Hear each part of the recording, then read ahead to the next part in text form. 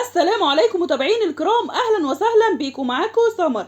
النهارده عنوان الفيديو بتاعنا هحكي لكم حكايه اطول قصه حب في الوسط الفني اللي كانت بين الفنان فاروق الفيشاوي والفنانه ليلى علوي. علاقه فاروق الفيشاوي وليلى علوي شغلت بال ناس كتيره قوي، خاصه الاعلاميين والوسط الفني، وكان اي لقاء بيظهر فيه احد النجمين لازم يتسألوا عن الموضوع ده. وعلى فكره سمية مراته كانت عارفه كل حاجه، وفي مره حكت الموضوع بنفسها في برنامج طلعت فيه في التلفزيون.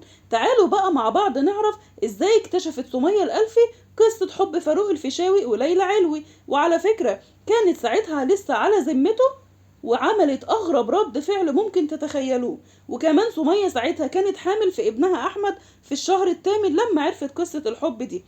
المهم فاروق طلب منها تقرا سيناريو كان معروض عليه وتقول له رأيه فيه. هنا بقى فاروق غلط غلطة عمره، لأنه ساب جوه السيناريو دفتر صغير كان بيدون فيه كل ملاحظاته.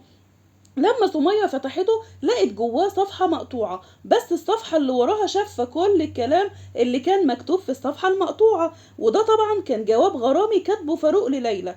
تمام، واتأكدت بنفسها واتخانقوا مع بعض خناقة الرب السما، وساعتها ولدت ابنها أحمد. وفاروق قال لها بعدها أنا عايزة أتجوز ليلى.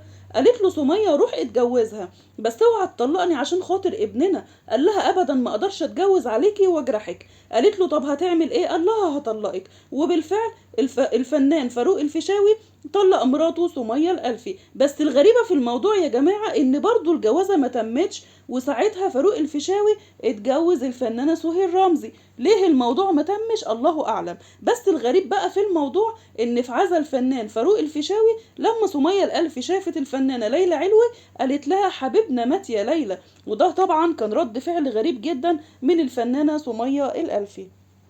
بتمنى يكون الفيديو عجبكم، ما تنسوش بقى اللايك والشير عشان الفيديو ينتشر، واستنوني ان شاء الله في فيديوهات جاية كتيرة. كنت معاكم سمر من قناة حكايات واخبار المشاهير مع ام تسنيم. مع السلامة.